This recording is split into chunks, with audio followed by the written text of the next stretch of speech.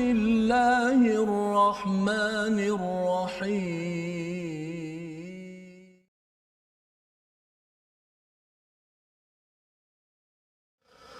إن الله لا يغفر أن يشرك به ويغفر ما دون ذلك لمن يشاء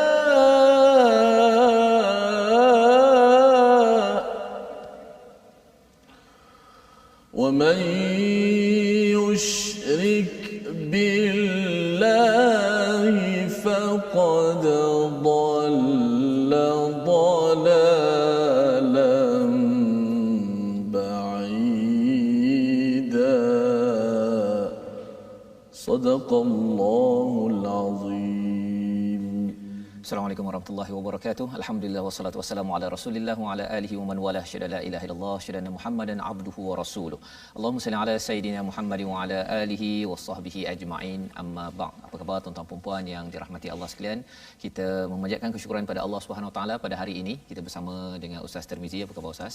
Alhamdulillah. Alhamdulillah ya, kita ceria gembira ya meneruskan juz yang kelima kita, perbincangan daripada surah An-Nisa yang memberi gambaran besar, memberi panduan, memberi peraturan kepada kita tentang bagaimana menguruskan isi dalam rumah dan juga bagaimana kita menghadapi pelbagai jenis manusia insan di dalam di dalam kehidupan kita, di kalangan orang-orang yang beriman, orang-orang yang ada penyakit di dalam hatinya. Dan inilah surah An-Nisa, surah yang keempat daripada surah di dalam Al-Quran. Jadi pada hari ini mari sama-sama kita kongsikan dengan rakan-rakan sambil kita membaca doa permulaan majlis ilmu kita, iaitu subhanakala ilma lana illa ma 'allamtana innaka antal alimul hakim. Maha suci-Mu ya Allah, tidak ada ilmu kecuali yang Engkau ajarkan kepada kami. Engkaulah yang maha mengetahui, Engkaulah yang maha bijaksana. Dan juga satu lagi doa, Rabbi zidni ilma, ya Allah tambahkanlah ilmu kepada kami. Jadi mari sama-sama kita mulakan dengan Ummul Quran Al-Fatihah bersama dengan Ustaz Tirmizi. Silakan Ustaz. A'udzu billahi minasy syaithanir rajim. Bismillahirrahmanirrahim. Alhamdulillahi rabbil alamin. Ar-Rahmanir Rahim. Maliki yaumiddin. Iyyaka na'budu wa iyyaka nasta'in. اهدنا الصراط المستقيم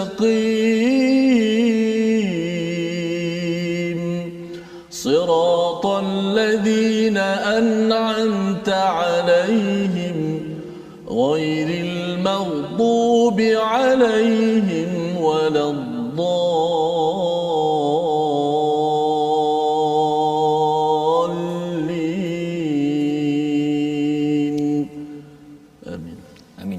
Terima kasih diucapkan pada Ustaz Tirmizi membacakan sebentar tadi daripada surah Al-Fatihah, surah yang menjadi induk kepada Al-Quran, yang menjadi sinopsis kepada Al-Quran, di mana Allah menekankan tentang hubungan dengan Allah, akidah tentang fitrah kita yang mengesakan Allah Subhanahu Wa Taala, yang memuji kepada Allah, dan yang keduanya bercakap tentang kita ini sebagai hamba, menghambakan diri kepada Allah, dan yang ketiganya bercakap tentang sirat, ya, jalan kehidupan kita yang kita mohon daripada Allah ditunjukkan jalan yang lurus agar kita dapat mengemudi kehidupan kita pada zaman ini dengan hidayah, dengan panduan cahaya daripada Allah Subhanahu Wa Taala. Pada hari ini insya-Allah tuan-tuan, dalam halaman yang ke-97 ini, ya, tuan-tuan yang di rumah, adik-adik boleh buka halaman 97. Sama-sama kita ingin menyambung perbincangan kita. Sinopsis bagi halaman ini ialah iaitu pada ayat yang ke-114 hingga 115 kita akan melihat kepada bentuk-bentuk bisikan ataupun pembicaraan rahsia yang dibenarkan dan yang tidak dibenarkan.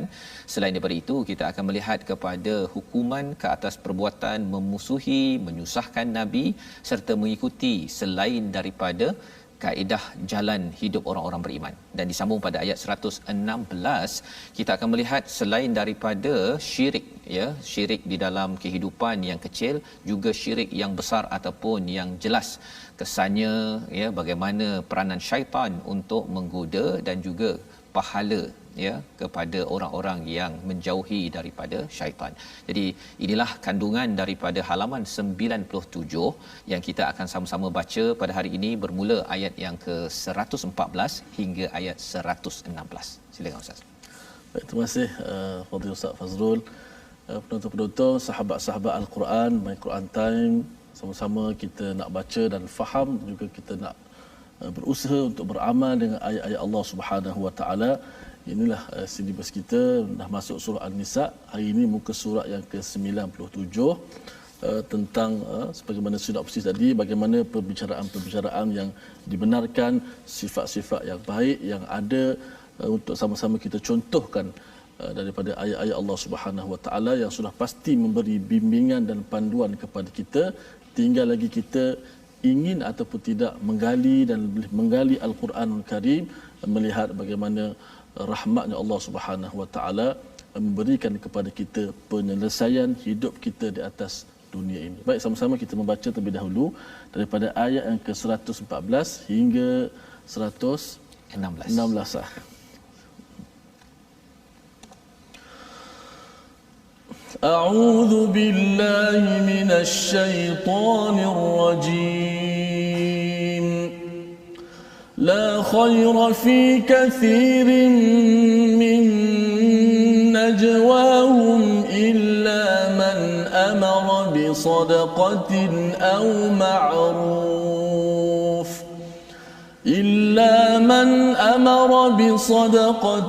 أو معروف أو إصلاح بين الناس ومن يفعل ذلك ابتغاء مرضات الله فسوف نؤتيه أجرا عظيما ومن يشاقق الرسول من بعد ما تبين له الهدى ويتبع غير سبيل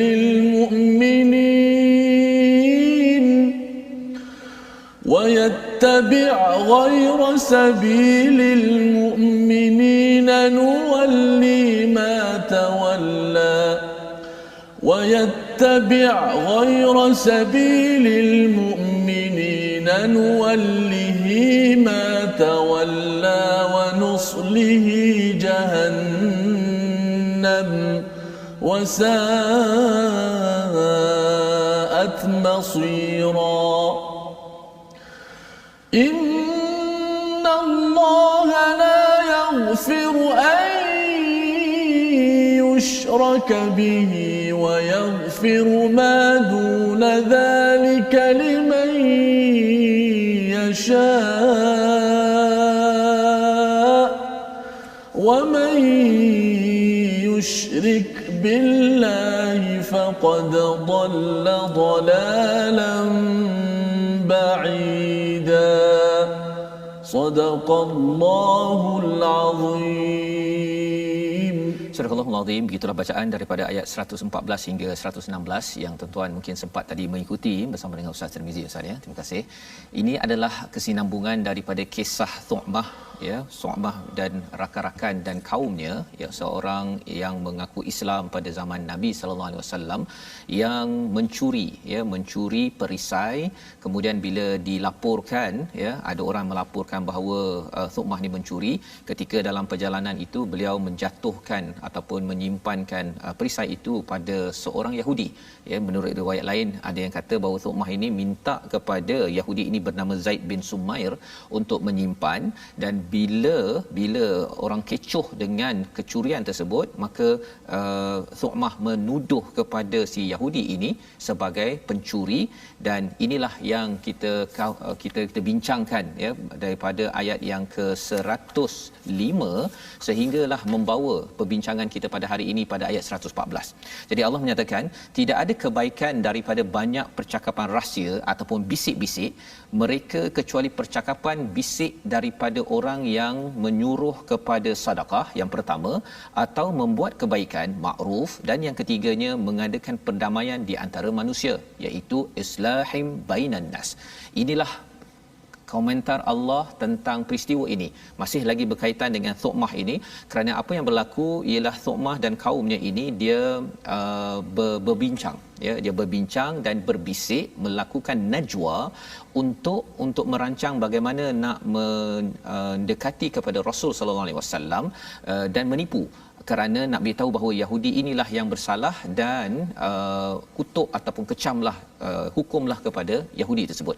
Jadi si Yahudi ini yang tak semena-mena rasa takut, dia melihat ataupun bertemu dengan Rasul sallallahu alaihi wasallam, hampir saja Nabi Muhammad terpengaruh dengan Thu'mah dan kaumnya kerana mereka adalah orang Islam, sehingga mereka mengatakan bahawa ini adalah musuh kita, si Yahudi ini, berilah perlindungan kepada Thu'mah. Jadi ini perkara yang berlaku. Jadi pada ayat ini Allah menyatakan tidak ada kebaikan daripada bisik-bisik ini, najwa ya, najwa, illa kecuali 3 perkara. Yang pertama, kalau kita nak bisik-bisik dengan orang yang mungkin perlu kita sedekah, ataupun kita nak bisik-bisik pada seseorang, tolong sedekah, tolong bayar zakat Ustaz ya. Ataupun kalau orang tu mungkin susah ya, kita bisik-bisik kepada orang tersebut, kita kata tak apa, nanti saya cuba bisik-bisik dengan orang yang ada zakat ataupun ada duit untuk beri kepada awak. Jadi itu sedekah, okey, tak ada masalah. Pasal apa? Mungkin kalau kita beritahu pada umum bahawa ada orang yang susah, dia malu Ustaz. Ya, ataupun kalau orang yang nak sedekah itu pun dia malu, kalau katakan dia tak nak riak, maka dia nak bisik-bisik saja, dan akhirnya duit itu sampai kepada orang yang memerlukan. Itu yang pertama. Yang kedua adalah kalau kita nak membuat makruf, menyeru kepada kebaikan. Contohnya lah ya, dalam tafsir Hamka ini Ustaz ya, beliau menyatakan bahawa ada di kalangan ulama yang mereka ini ataupun orang-orang yang ada ilmu, mereka bisik-bisik kepada pemimpin yang akan berbahas di hadapan khalayak ataupun pergi ke parlimen. Dia jadi penasihat lah, tapi dia bukan secara umum, dia bisik-bisik dan beritahu nasihat. Kerana apa? Kerana nak melakukan makruf, perkara kebaikan. Jadi yang ini okey, tak ada masalah. Kerana apa? Yang penting meniru kepada kebaikan. Dan yang ketiganya ialah kerana kita nak mendamaikan dua pihak.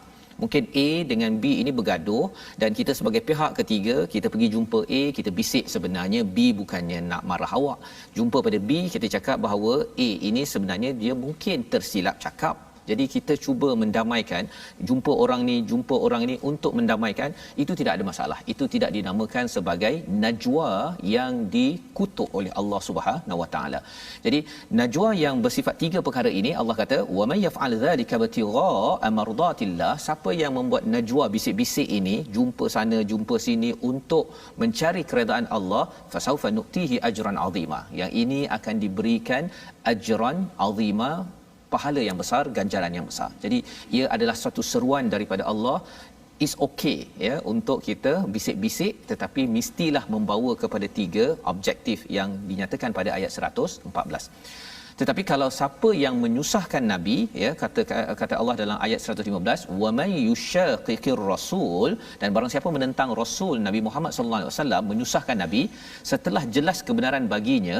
Ini merujuk kalau asbab nuzulnya kepada Thu'mah dan kaumnya, kerana mereka pergi berjumpa Nabi, mempengaruhi Nabi, menyatakan si Yahudi ini sebagai bersalah.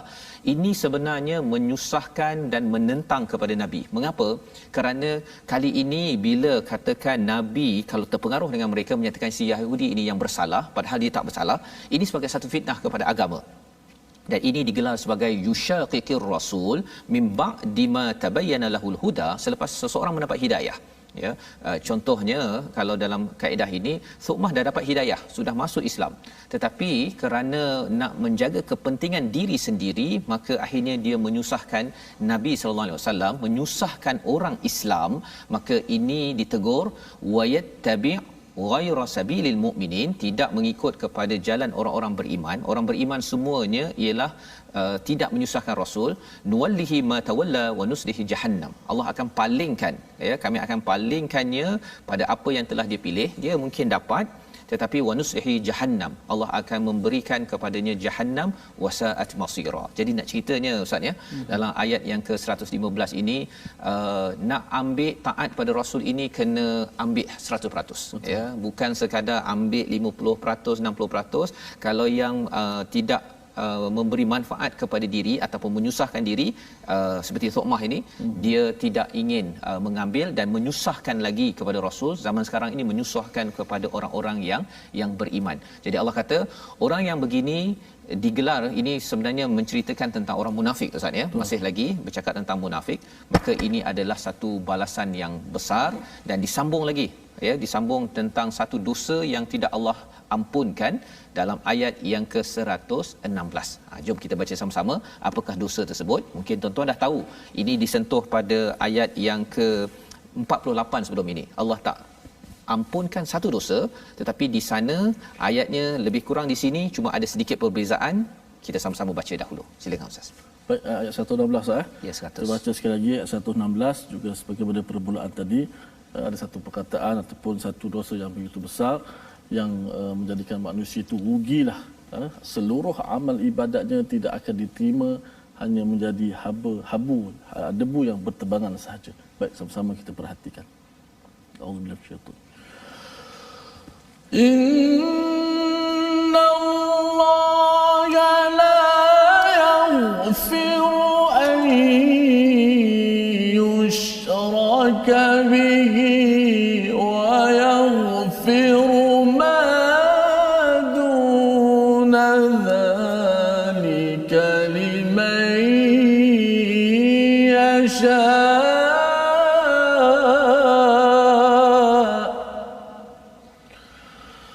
ومن يشرك بالله فقد ضل ضلالا بعيدا صدق الله العظيم. Allah tidak akan mengampuni dosa syirik, mempersekutukan Allah dengan sesuatu yang lain, dan dia Allah mengampuni dosa selain itu bagi sesiapa yang dia kendaki. Dan barang siapa mempersekutukan Allah, maka sesungguhnya dia telah jauh tersesat. Dalalam ba'ida, istilah yang digunakan. Kalau kita bandingkan dengan ayat 48 yang telah pun kita baca, yang telah pun kita tadabbur pada ayat 48, di mana pada muka surat 86, tuan-tuan yang berada di rumah, ya, kita bandingkan. Allah kata innallaha la yaghfiru an yushraka bihi wa yaghfiru ma duna dzalika liman yasha wa man yusyrik billahi faqad iftara ithman azima. Ini cerita tentang siapakah yang syirik ini kepada ahli kitab, yang dia menipu bagi pihak Allah SWT. Dia cakap Allah begini, Allah begitu, dia memutabelitkan, maka Allah kata itu adalah syirik juga. Jadi kalau ayat 48 ini banyak bercakap tentang syirik yang mengundang murka Allah, maghdubi alaihim, dalam surah Al-Fatihah. Kalau di dalam ayat yang ke-118 ini, ya, ataupun ayat yang ke-116 ini, innallaha la yaghfiru an yushraka bihi wa yaghfiru ma duna dzalika liman yasha, ya, iaitu Allah tidak mengampunkan syirik bagi orang yang tidak ikut kepada Nabi sallallahu alaihi wasallam, ya. Malah di sini Allah ujungkan dengan apa? Wa man yusyrik billahi faqad dhalla dhalalan ba'ida. Kali ini Allah menyentuh tentang orang yang tidak menggunakan ilmu, dah dapat hidayah tetapi tidak ikut pada hidayah tersebut, maka digelar sebagai orang yang tersesat jauh. Kalau di dalam surah Al-Fatihah kita baca ghairil maghdubi alaihim, diterangkan oleh ayat 48, waladdallin, okey, iaitu tidak orang yang disesatkan. Inilah yang diterangkan pada ayat 116. Tidak taat pada Rasul, menyusahkan pada orang beriman. Kita kalau katakan buat sesuatu itu berbisik-bisik untuk buat kejahatan ataupun khianat. Khianat di dalam kehidupan kita adalah satu perkara yang mengundang kepada dhalalam ba'ida, kesesatan yang jauh. Dan bila sesat yang jauh ini ustaz ya, kesannya ialah kadang-kadang dia tak perasan pun bahawa dia sesat. Ya, dia rasa macam dia Islam, dan itu yang menakutkan sebenarnya ayat-ayat tentang munafik ini. Pasal orang munafik ini dia bukannya orang kafir. Orang kafir memang kita dah jelas dia bukan beragama Islam. Atas kad pengenalan bukan Islam. Tapi kalau zaman Nabi ini, kalau ada kad pengenalan ustaz ya, atas kad pengenalannya Islam. Tuqmah ini dia mengaku syahadatain, sembahyang bersama dengan Nabi. Tetapi apa yang dia buat itu adalah menyusahkan Nabi, khianat. Itu sebenarnya menandakan bahawa ada virus ya, ada virus di dalam hatinya. Kerana apa? Kerana ada syirik yang dibuat, kerana ada Tuhan selain daripada Allah, iaitu nafsunya ataupun orang-orang di sekelilingnya ataupun harta-harta yang menjadi seteru kepada Allah Subhanahu Wa Taala. Jadi ini pelajaran penting yang kita ingin pastikan kita elakkan, dan pada hari ini kita nak lihat kepada paparan ya ataupun senario pertama. Mari kita saksikan, iaitu apabila kita bercakap tentang bisik-bisik, kat situ ada bisik-bisik itu. Bisik-bisik okey kalau katakan kita bisik-bisik pada adik-beradik kita, kita bisik-bisik pada kawan kita untuk lebih banyak lagi membuat kebaikan ataupun nak sedekah, is okey. Itu yang digalakkan. Tetapi jangan kita banyak bisik-bisik kerana nak berkhianat ataupun nak mengutuk orang ataupun nak menjatuhkan orang ya. Perkara itu ditegah oleh Allah Subhanahu Wa Taala. Dan ini membawa kita pada perkataan kita pada hari ini. Mari sama-sama kita saksikan perkataan kita pula, iaitu perkataan fa'ala yang kita boleh sama-sama lihat ya.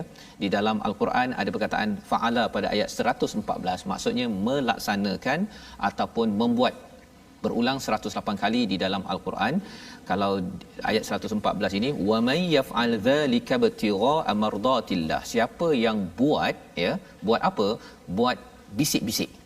Ya, buat bisik-bisik. Bisik-bisik itu tak rasa sangat macam dapat pahala, tetapi kalau bisik-bisik itu membawa kepada mencari keredaan Allah, kerana nak anjurkan orang lain, ajak orang bersedekah, anjurkan orang lain, ajak orang lain untuk buat makruf dan juga islah, maka itu adalah bisik-bisik yang dipuji oleh Allah, dan kita doakan agar kita dapat sama-sama manfaat dan ajran azimah. Ini perkara yang perlu kita beri perhatian. Dan mungkin ustaz ya bercakap tentang bisik-bisik ini, pengalaman ustaz kalau di dalam kehidupan ini, anak-anak ke kan ataupun kita sekolah lah kan, bisik-bisik ni sebenarnya biasa berlaku ustaz ya. Tapi kalau bisik-bisik di peringkat keluarga, negeri, negara ustaz ya, sekarang ini kita dengar banyak bisik-bisik kan. Bisik orang ini nak jatuhkan orang ini kata orang lain tak bagus. Jadi pendapat ustaz macam mana sebenarnya kat sini? Ya, saya yang kerdil inilah, biasa kita bila sebut berbisik-bisik ni, kita nampak satu biasanya perkara-perkara yang negatif lah. Adu domba, permusuhan, bisik-bisik benda yang tak elok kan, nak mengumpat pun kadang-kadang berbisik-bisik. Rupanya hari ini ada juga pengajian berbisik, tapi ada perkara-perkara yang boleh dibenarkan ustaz. Dibenarkan ya. Jadi ini perkara yang kita sedar ya, kita boleh berbisik, tapi maksudnya ialah kalau tak payah bisik, buat apa bisik kan. Cuma bisik ini kerana kita nak mengelakkan kalau sedekah nanti orang itu malu ataupun riak ya. Kalau katakan makruf tadi tu, kita nak buat baik, tapi mungkin kalau kita cakap di halayak ramai, mungkin idea baik kita itu akan ditekan ataupun diketepikan. Maka bisik-bisik itu yang penting membawa pada makruf ataupun mendamaikan sesama manusia. Jadi kita berehat sebentar, kita kembali My Quran Time, baca, faham, amal insya-Allah.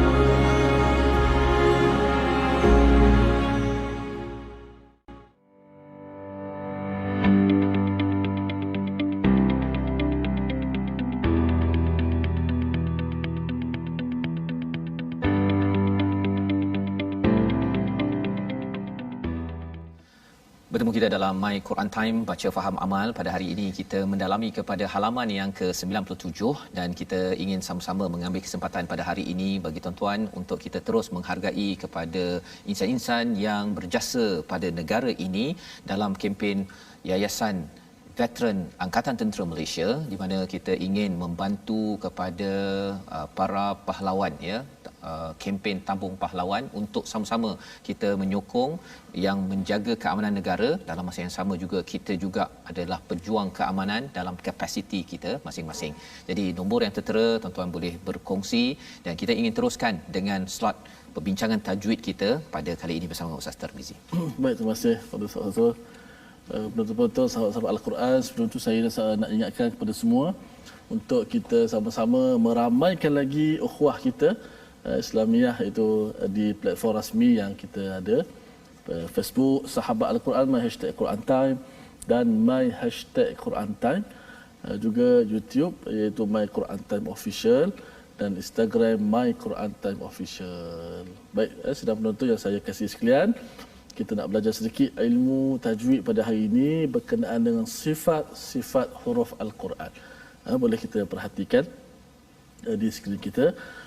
Kita hari ini belajar sifat huruf yang ketiga, iaitu sifat syiddah. Syiddah lawan dia rakhawah. Tapi hari ini kita nak fokus pada apakah maksud syiddah. Kalau semalam kita belajar jahar dan hamas, ia berkaitan dengan nafas. Berkaitan dengan nafas tersekat ataupun nafas tertahan. Hari ini kita belajar berkaitan dengan suara pula. Kena beza tu, nafas satu benda yang lain, itu jahar dan hamas. Hari ini syiddah dan rakhawah, ia berkaitan dengan suara pula. Adapun syiddah yang kita nak belajar hari ini, dari sudut bahasa maksudnya kuat. Kita boleh gambar bahawa huruf yang bersifat dengan syiddah ni adalah huruf yang kuat. Apa maksud syiddah dari sudut istilah tajwidnya? Ialah suara yang tertahan. Bukan nafas ya, ini suara pula. Kalau semalam berkenaan dengan nafas, hari ini suara. Syiddah, suara yang tertahan semasa menyebut hurufnya, kerana berpegang kuatnya huruf tersebut pada makhrajnya. Huruf syiddah ada berapa? Tuan-tuan puan-puan sekalian, huruf syiddah ada berapa tu? 8. Yang terhimpun dalam rangkaian kata ajid, qatin, bakat. Ajid, alif, hamzah, jim, dal, qatin, qaf dan ta, dan juga bakat, ba, kaf dan ta. Ada berapa tu? 1, 2, 3, 4, 5, 6, 7, 8. Ada 8 huruf syiddah yang terhimpun dalam rangkaian kata ajid, qatin, bakat. Cuba sebut sikit kat rumah tu. Ajid, qatin, bakat. Kita buat contoh satulah supaya kita lebih nampak mudah apa yang maksud suara tertahan tu. Tengok pada fasawfa nu'tihi ajran azima, ayat pertama yang kita baca pada hari ini, la khaira fi katsirin, di hujung tu. Hujung ayat 114. Fasawfa nu'tihi ajran azima. Cuba lihat hamzah yang mati tu. Fasawfa nu'tihi. Hamzah tu adalah huruf syiddah. Apa maksud syiddah? Suara tertahan. Tertahan mana? Tertahan pada makhraj huruf tersebut. Kalau hamzah, tertahan pada makhraj hamzah lah. Hamzah di mana? Di pangkal leher kita. A, I, U, A. Dia tertahan. Suara kita bila menyebut hamzah tu, dia tertahan. Tengok contoh ayat. Fasawfa nu'tihi ajran 'azima. Fasawfa nu'tihi suara kita kan tersekat. Kalau kita buat fasawfa nu'ti, tu salah lah. Mana kita tak sekatkan suara kita pada hamzah. Ada yang baca fasawfa nu'ti, ada pula fanu. Sepatutnya fanu. Matikan suara tu sebab suara tu tertahan. Kenapa tertahan? Dia adalah sifat yang syiddah.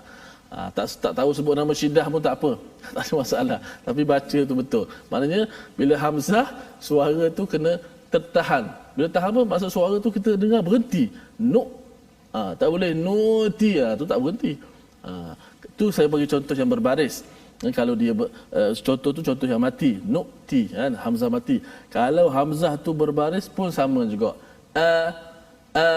Contoh kita baca banyak ayat, ya ayyuha. Cuba perasan, selepas kita panjang ya, nak ambil ayyuha tu kan suara kita tertahan dulu pada makhraj. Tapi itu berbaris pun dia tertahan. Kalau mati lebih terasa dia punya sifat tertahan tu. Okey, selama kita selamat beramal lah. berkaitan dengan sifat syiddah. Lawan dia apa? Tentulah lawan dia rakhawah. Kalau syiddah suara tertahan, lawan dia mestilah suara terlepas. Satu esok pula insya-Allah. Insya-Allah. Terima kasih ucapkan pada Ustaz Tirmizi berbincang tentang syiddah Ustaz ya, suara tertahan dan penting sebenarnya ya kita memahami perkara ini. Mungkin ada yang kata bahawa saya dah biasa baca al-Quran, alhamdulillah dah lancar ya. Tapi bila kita faham ini, kita dapat menghargai lebih lagi bahawa sebenarnya ada kawalan sebenarnya ya. Membaca ni kita membuat kawalan kepada suara kita dan ia memberi kesan pada psikologi kita sebenarnya. Kita ada kawalan kepada psikologi, kepada perasaan kita bukan main hentam saja ada kan. Disiplin Ustaz. Ada disiplin ya. Dan itu sebabnya mengapa al-Quran ini bila kita baca tilawah berkali-kali, kita yang tak berdisiplin pun akan jadi orang yang berdisiplin. Kita bila bercakap tentang tabayyun contohnya, kita sanggup untuk tunggu sebentar dapat berita baru kita sahkan, jangan kita sebar-sebarkan contoh yang kita dah belajar sebelum ini. Kerana apa? Kerana dalam membaca ini pun kita kena tahan dulu ya, tahan dulu suara tadi tu Ustaz ya, syiddah tadi tu. Dia bukan main lepas sahaja nak ikut, yang penting baca Quran. Kerana apa? Disiplin inilah yang dibawakan dalam kehidupan kita seharian. Jadi alhamdulillah, terima kasih Ustaz ya. Kita teruskan dengan bacaan daripada ayat yang ke-117 ya. Kali ini kita melihat kepada syirik yang jali, yang jelas, yang Allah beritahu agar kita jauhkan. Dan mengapa syirik ini berlaku? Dia adalah salah satu godaan azam daripada syaitan yang kita kena sedar agar kita terjauh daripadanya. Jom kita baca sama-sama ayat ke-117 hingga ayat 121. InsyaAllah. Baik, sama-sama kita baca ayat seterusnya. Moga-moga ayat menjadi panduan kepada kita supaya kita tidak terjebak dan tidak terpengaruh dengan tipu dayanya makhluk yang terkutuk yang Allah laknat kepada mereka. Bila Allah laknat ni satu benda yang besar yang patut kita hati-hati dalam kehidupan kita, kerana kita berdepan pada setiap hari. Walaupun kita orang beriman, kita orang ikhlas macam mana pun, betul kita selamat, tapi kita tetap akan diganggu, diuji oleh makhluk ini. Moga-moga kita selamat insya-Allah. A'udzubillahi minasyaitonir rajim. يدعون من دونه إلا إناثا وإن يدعون إلا شيطانا مريدا لعنه الله وقال لأتخذن من عبادك نصيبا مفروضا ولأضلنهم ولأمنينهم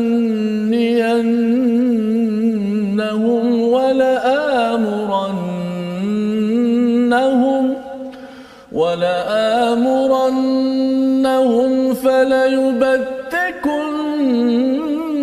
آذان الأنعام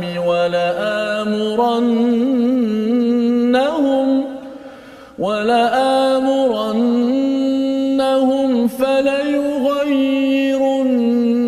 خلق الله ومن يتخذ الشيطان وليا من دون الله فقد خسر خسرانا مبينا يعدهم ويمنيهم وما يعدهم الشيطان إلا غرورا أولئك مأواهم جهنم ولا يجدون عنها محيصا صدق الله العظيم. Surah Al-Azim ayat yang ke-117 hingga ayat 121 ini memberi panduan kepada kita bahawa ayat 117 yang mereka sembah selain Allah itu tidak lain hanyalah inasa, iaitu berhala yang dikaitkan dengan untha Ustaz ya. Maksudnya mereka kaitkan berhala ini dengan perempuan. ya. Jadi itu sebabnya kalau katakan ilah, dia ada beritahu, oh biasa dia kaitkan Allah, ilah itu lelaki, kemudian dia punya perempuannya itu Lata. Kalau katakan Aziz itu lelaki, itu kefahaman mereka, syirik mereka ini pasal mereka ini digoda oleh syaitan memberitahu perkara yang tak betul. Kalau Aziz dia letak kepada Uzza contohnya, ataupun Manat contohnya daripada Manan. Jadi nama-nama itu diberikan, ya. Allah menyatakan daripada ayat 117 yang mereka sembah selain Allah itu tidak lain hanyalah inatha, berhala yang mereka kaitkan dengan perempuan, dan mereka tidak lain hanyalah menyembah syaitan yang derhaka, ya. Jadi bagi mereka, dan pelik juga kalau mereka itu dapat anak lelaki mereka suka, tapi dapat anak perempuan tak suka. Tapi bila malaikat dia kata perempuan, Tuhan dikaitkan dengan perempuan, pelik dia punya cara berfikir. Tetapi kalau kita rasa pelik, kadang-kadang perkara ini boleh menyusup kerana apa? Kerana syaitan memang ada kemahiran untuk menipu, ya, kecuali bagi orang-orang yang mendapat hidayah daripada Allah, yang kita mohon Allah beri hidayah kepada kita pada generasi kita, insya-Allah. Jadi apakah yang Allah nyatakan, wa in yad'una illa syaitanan marida, ayat yang ke-17, dan mereka tidak lain hanyalah menyembah syaitan yang derhaka.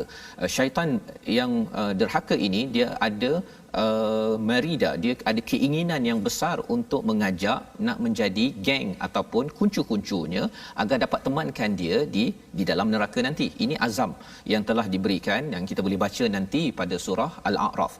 Dan seterusnya pada ayat 118, la'anahullah, Allah melaknat mereka itu siapa? Iaitu syaitan yang menjauhkan daripada manusia ini daripada rahmat Allah. Wa qala la'attakhidanna min ibadika nasiban mafruḍa, ya. Apakah kata mereka, kata syaitan ini, yang kita perlu faham macam mana syaitan ini, kita tak nampak. Ini adalah rahsia yang Allah bongkar untuk kita tahu apakah yang menyebabkan seseorang itu dapat melakukan syirik kepada Allah. Apa kata mereka? Dia kata, aku pasti akan mengambil bahagian tertentu daripada hamba-hambamu. Jadi istilahnya nasibam mafruḍa, iaitu bahagian yang ditentukan untuk menjadi pengikut. Jadi nak cari pengikut, Ustaz, ya, nak cari nasib, bahagian dia yang ditentukan, yang layak untuk dia. Apakah yang berlaku? Maksudnya mereka akan hantar, kalau kepada yang beriman kuat, dia akan hantar general, Ustaz. Itu dia. Itu sebabnya kalau contohnya Nabi Adam digoda oleh syaitan, ya, sehingga kan makan ataupun mendekati kepada pohon, ataupun kepada Nabi Yunus contohnya digoda agar akhirnya mengajuk, Ustaz.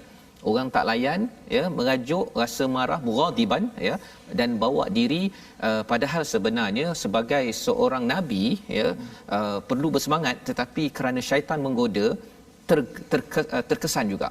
Ataupun digoda kepada Nabi Ibrahim contohnya, ketika nak menyembelih anaknya tu, seruan daripada Allah, dia tergoda juga, ya, tetapi kerana nabi ini dilindungi oleh hidayah daripada Allah, maka mereka terselamat.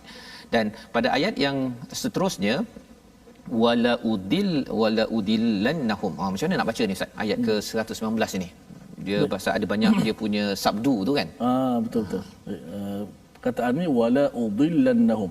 Kalau hamzah berada di atas, kalau kita perasan hamzah berada di atas betul-betul alif tu, wala u. Jadi la tu tak boleh panjang. Tak boleh panjang. Okey, kalau berbeza pada baris yang bawah tu, wala amurannahum, bawah pada wala udillannahum tu ada wala amurannahum. Kalau perasan wala itu hamzah tu di tengah sedikit, menandakan alif itu mati baginya. Wala jadi panjang. Jadi yang pertama tu wala udillannahum, u tu tak panjang. Tak panjang. Yang kedua pun tak panjang.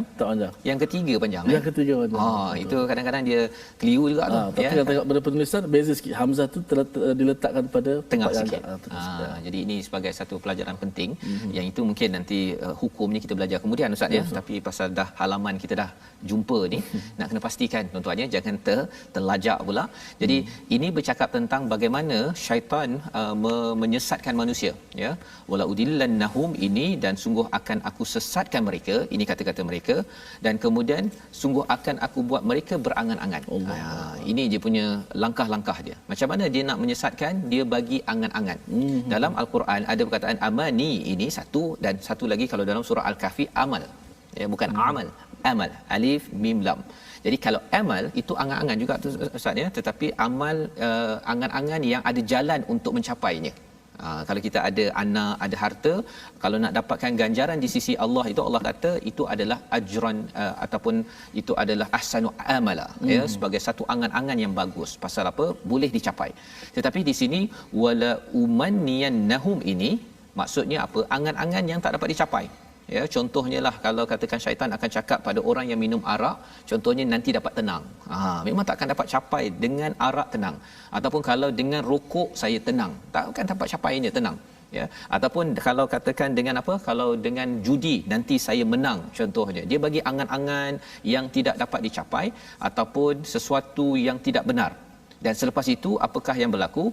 Wala amurannahum. Dia syaitan akan menyuruh, pasal bila orang tu dah ada angan-angan pada benda yang salah yang tak dapat dicapai, dia akan suruh untuk buat perkara-perkara yang tidak patut. Falyubattikunna adanal an'am, iaitu potong telinga kepada binatang ternakan. Dia kadang-kadang zaman jahiliah itu kalau ada 4 anak lembu ataupun unta ke, yang kelima tu dia guntingkan dia punya telinga itu. Maksudnya ini adalah binatang yang suci. Ya, benda ini bukan sekadar zaman jahiliah, zaman sekarang pun ada juga kumpulan yang menyembah kepada haiwan yang disucikan, yang diletakkan, yang dicederakan sedikit bahagian telinga je, dan kemudian disuruh untuk menukar khalqallah. Apa maksud menukar kepada khalqallah? Ciptaan-ciptaan Allah. Ini yang menyebabkan kalau Ibnu Abbas kata menukar agama Allah. Pasal apa yang Allah jadikan ini salah satunya untuk ikut pada agama Allah. Tapi yang keduanya Ustaz, ya, perbincangan tentang istilahnya washim. Washim ni maksud zaman sekarang ialah tattoo. Bila ada kulit cantik dah tapi dia rasa macam tak cukup warna, jadi dia pergi toreh, ya, dia pergi cederakan, panaskan kulitnya itu, kemudian letak gambar rama-rama, letak, itu namanya tattoo. Ataupun ada yang kata bahawa saya nak tukar muka saya, ya, tukar daripada hidung yang ada sekarang tu, ya. Jadi ataupun kalau perbincangannya ada kening ni Ustaz, ya, dia pergi cukur keningnya.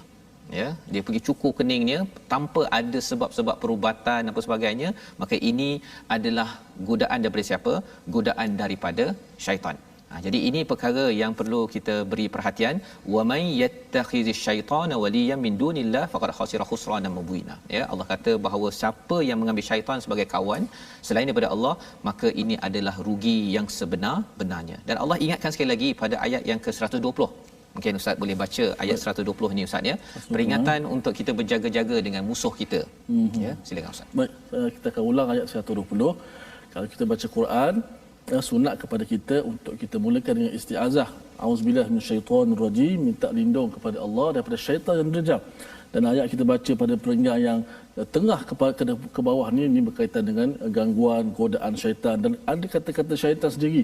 Wa qala la attakhidanna. Selepas la'anahullah ayat 118, yang dilaknati Allah ialah syaitan. Dia mengatakan aku pasti akan mengambil bahagian tertentu daripada hamba-hambanya. Ini kata-kata syaitan. Jadi untuk basmalah, bismillah pula nak mulakan pada ayat Al-Quran, kalau awal surah benar kita baca basmalah. Adapun di tengah-tengah surah ini, dia bukan ayat pertama, di tengah-tengah ayat, di tengah-tengah surah, itu adalah pilihan kita nak baca ataupun tidak. So antara adabnya kata para ulama, adab untuk kita basmalah di tengah. Kalau kita boleh tengok makna dahulu lebih baik. Maknanya kalau kita tengok ini berkenaan dengan syaitan dan tipu daya mereka, kita tak perlu baca basmalah lagi. Cukup auzubillahi minasyaitonirrajim, syaitan yang derajam itu, boleh kita terus baca sahaja. Mudah-mudahan kita diberi kekuatan oleh Allah, selamat daripada tipu daya dan godaan syaitan tadi. Auzubillahi minasyaitonirrajim. Ya'iduhum wa yumannihim, ya'iduhum wa yumannihim wa ma ya'iduhumus syaitanu illa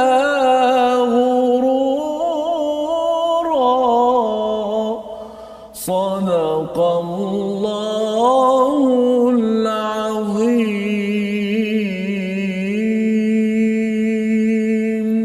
Syaitan itu memberikan janji-janji kepada mereka dan membangkitkan angan-angan kosong kepada mereka. padahal syaitan itu hanya menjanjikan penipuan belaka kepada mereka. Apakah maksud ya'iduhum? Mereka menjanjikan, ya, dia akan bisik-bisik ke telinga kita, ya, bahawa tak apa, semayang lambat tak apa, nanti dia akan diampunkan, ya, tak apa kamu tak baca Quran, tak faham pun tak apa, kamu dapat pahala, dapat masuk syurga, tak apa. Perkara-perkara itu kita kena beri perhatian, ya, jangan sampai kita yuman nihim berangan-angan kosong, ya, angan-angan kosong. Kita angan-angan kosong maksudnya benda tu tak ada asas dalam al-Quran. Kita rasa sahaja bahawa is okay kan, tapi Allah kata tak okay, kan. Jadi itu sebabnya di dalam kehidupan kita al-Quran amat penting. Wama ya'iduhumus syaitanu illa ghurura. Tidaklah syaitan itu, janji syaitan itu ghurura, iaitu bersifat memperdaya. Kita rasa kita okey, tak okey. Malah sebenarnya ustaz, ya, bukan mereka, syaitan ini mengganggu kita untuk buat maksiat keburukan saja. Bila kita dah buat baik pun, ya, kita dah baca Quran pun, ataupun kita bangun pagi dah sembahyang, kemudian kita selfie kata alhamdulillah, kita nak beritahu pada orang bahawa dah sembahyang tahajud contohnya, kan. Kalau ia atas dasar riak, ya, bukan kerana nak mengajak orang ke arah kebaikan, dua perkara yang berbeza di situ. Itu adalah syaitan. Dia menggoda orang yang baik, cara orang baik. Orang yang tak baik itu dia godalah, kadang-kadang dia mudah aja, tak payah dia hantar general, hantar yang dia punya private pun dah cukup untuk menggoda kepada seorang manusia. Dan Allah membuat kesimpulan pada ayat 121, ulaika ma'wahum, mereka itu tertipu di tempatnya di neraka jahanam dan mereka tidak akan mendapat tempat lain untuk lari daripadanya. Jadi Hamka dia membuat perumpamaan, kalau kita buat masak nasi ustaz, ya, masak nasi, kita kata jangan letak air banyak sangat. Tapi kita tak nak ikut peraturan, atau mak cakap jangan letak air banyak sangat, ukur pakai letak satu ataupun dua tu, kan. Tengoklah nasi basmati ke nasi apa. Jadi kalau mak cakap begini, ukur betul-betul. Tapi kalau si anak tidak mahu ikut, bila sudah masak, bila buka saja apa yang nampak sudah menjadi, kalau terlebih air menjadi bubur. Jadi bila kita nak selamatkan diri kita ni, tak nak menjadi bubur, syaratnya kita ambil peringatan di sini, di dunia ini. Tapi bila dah sampai di akhirat nanti, Allah kata wala yajiduna anha mahisa, iaitu mereka tidak akan dapat lari daripadanya kerana nasi sudah menjadi bubur. Yang moga-moga kita dapat mengambil pelajaran, ya. Kita lihat pada situasi yang kedua di atas skrin, iaitu menyembah kepada perkara-perkara syirik, ya, ataupun menyembah kubur, meminta kepada wali. Perkara-perkara itu adalah yang membawa pada syirik, yang kita doakan kita terjauh, jangan jumpa bomoh, dukun, orang-orang kubur-kubur, kita minta macam-macam panduan ataupun meminta keselamatan, kerana hanya Allah sahaja yang dapat membantu kita. Jadi kita bersihkan perkara ini, inilah yang membawa kepada resolusi kita pada hari ini, iaitu pada ayat yang ke-114, elakkan mesyuarat lain kecuali untuk tiga perkara: untuk menggalakkan orang bersedekah, menganjurkan kebaikan, mengadakan pembaikan. Yang pertama. Yang kedua, kita menyemak dan elakkan diri daripada terlibat dengan amalan-amalan syirik. Ya, sekarang ada yang letak dream catcher di dalam kereta ustaznya, itu jangan kita letak kerana itu adalah tanda syirik, naudzubillah min zalik. Dan yang ketiganya, berhati-hati dan elakkan ikut syaitan dalam hidup kita, ya, dengan apa? Dengan selalu baca isti'azah dan kita selalu mengikuti kepada panduan daripada al-Quran. Jadi mari sama-sama kita doa ustaz agar Allah pimpin kita, insya-Allah. Bismillahirrahmanirrahim. Alhamdulillahirabbil alamin, wassalatu wassalamu ala asyrafil anbiya'i wal mursalin wa ala alihi wa sahbihi ajma'in. Allahumma inna nas'aluka fi'lal khairat wa tarkal munkarat wa hubbal masakin. Ya Allah, ya Tuhan kami, berikanlah kekuatan kepada kami untuk sentiasa melakukan perkara-perkara kebaikan, ya Allah, yang mengundang kasih sayang daripada-Mu, ya Allah. Ya Allah, jauhkanlah kami daripada tipu daya dan gangguan, godaan syaitan dan lain-lain, ya Allah. Ya Allah, tunjukkanlah kami jalan yang lurus, ya Allah. Ya Allah, tunjukkanlah kepada kami jalan yang Kau redai, ya Allah. Ya Allah, jauhkanlah daripada kami angan-angan yang kosong, ya Allah. Berikanlah kekuatan kepada kami untuk beramal sehingga kami bertemu kepada-Mu, ya Allah. Ya Allah, kurniakanlah kepada kami husnul khatimah, ya Allah. Ya Allah, kurniakanlah kepada kami husnul khatimah. Ya Allah, kurniakanlah kepada kami pengakhiran yang baik, ya Allah. Pengakhiran yang kami menyebutnya kalimah la ilaha illallah. Perakhiran yang kami sentiasa melakukan amal soleh kepadamu ya Allah. Amin ya rabbal alamin. Walhamdulillahi rabbil alamin. Amin ya rabbal alamin. Alhamdulillah, terima kasih diucapkan pada Ustaz Tirmizi membacakan doa yang diaminkan oleh tuan-tuan yang berada di rumah. Kita mohon pada Allah agar masyarakat kita, keluarga kita, diri kita dijauhkan daripada syaitan, dilindungi dengan selalu kita mengambil panduan yang tertera pada halaman 97 ini. Inilah kempen yang kita ingin bawakan dalam Wakaf untuk Ummah, satu usaha kita ingin menyebarkan kesedaran isi daripada Al-Quran untuk sama-sama untuk sama-sama kita membuat kempen untuk menyebarkan isi Al-Quran ini. Dan kita nak memastikan juga tuan-tuan di dalam kita menjaga keamanan kita di dunia akhirat ini, jangan lupa untuk kita menjaga SOP kita. Dalam keadaan kita diberi ruang oleh Allah membaca Al-Quran ustaznya, kita menjaga SOP juga adalah salah satu daripada tanda bersungguhnya usaha kita. Dalam masa yang sama kita berdoa kepada Allah agar negara ini dilindungi dan dimakmurkan dengan bantuan daripada Allah Subhanahu Wa Taala. Jadi kita bertemu balik semula pada jam 5 petang, pada jam 10 malam dan 6 pagi. Kita mengucapkan ribuan terima kasih kepada tuan-tuan.